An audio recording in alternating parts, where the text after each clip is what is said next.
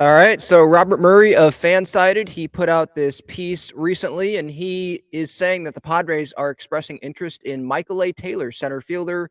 We saw Harrison Bader sign with the New York Mets yesterday. Kevin Kiermaier has already signed with the Toronto Blue Jays. Both of those deals were similar money, 1 year. I think that's what Michael A. Taylor could get in a deal. Maybe he gets a couple of years.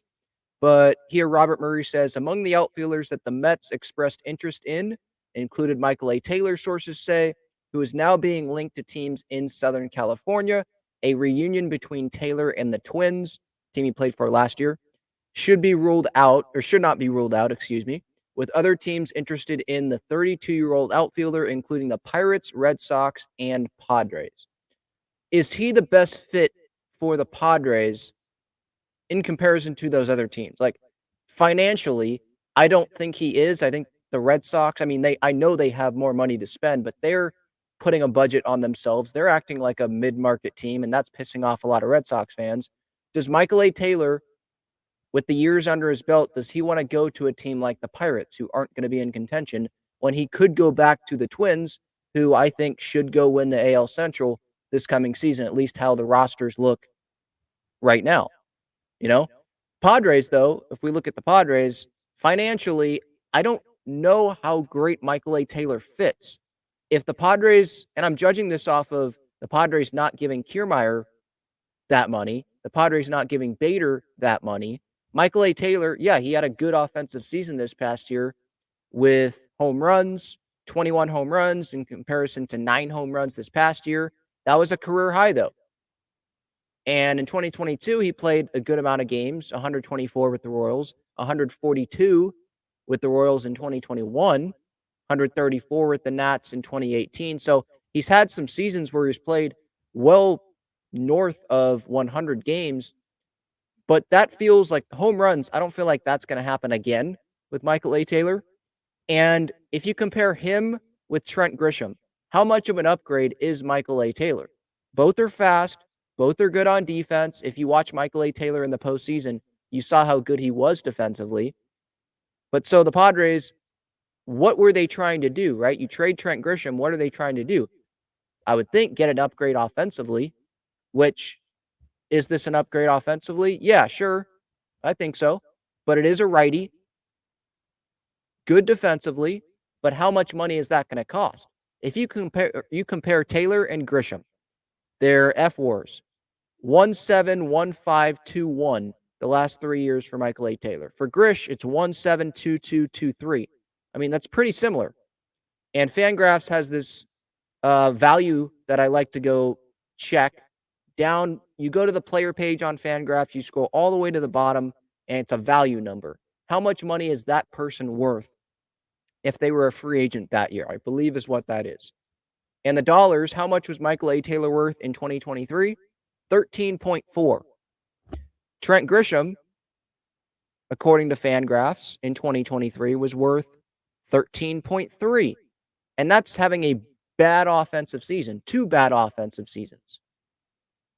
That's just, and you look at Kevin Kiermaier, Harrison Bader, those aren't the best offensive center fielders in baseball.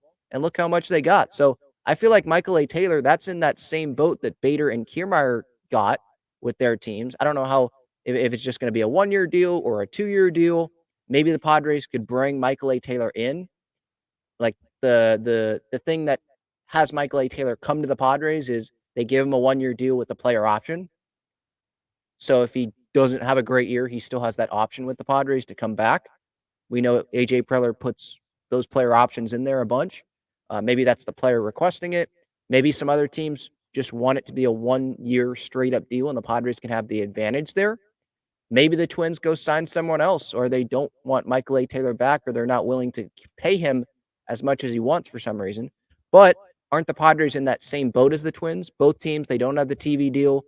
Both teams are lowering payroll. I know the Padres' payroll is higher, but both teams lowering payroll. They both need a center fielder, because if I'm the Twins, I'm not relying on Byron Buxton to be my everyday center fielder. So I'm very interested in seeing how this is going to play out, where Michael A. Taylor ends up signing. But yeah, my point there, I guess, with Taylor and Grisham is Taylor that much of an upgrade over Trent Grisham? If you look at WAR, not so much. If you look at defense, no. I mean, Grish, we know he's great defensively. Michael A. Taylor might have a little bit of a stronger arm. Grish didn't have that strong of an arm. Offensively, if you look at like average on base percentage, that stuff, home runs, I mean, Grish has that power. He has the pop.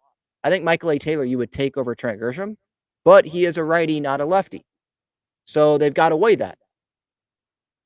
And if they're okay with bringing in a righty, okay, you bring in Michael A. Taylor, but are they okay with bringing in a righty that is going to cost $10+ million on a 1-year deal, let's say?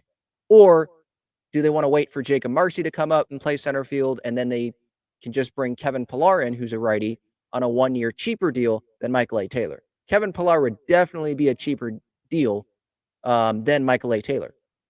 Do they want to move Tatis to center field and bring in Tommy Pham and Eddie Rosario, or bring in Eddie Rosario and Max Kepler, or Anthony Santander and another guy? So there's different combinations to go about this. Those are some of my thoughts on Michael A. Taylor. I'll have a show, a live show later today, so you can stay tuned for that. By the way, I did go on Foul Territory yesterday. You can check that out on their YouTube channel. That was great. I had a show yesterday as well, so you can catch up on some of that here on this YouTube channel. Thank you so much for watching. I appreciate it. In the comments, do you want Michael A. Taylor? Do you think the Padres are going to end up signing him? How much would you be willing to give Michael A. Taylor? What are your thoughts? Let me know.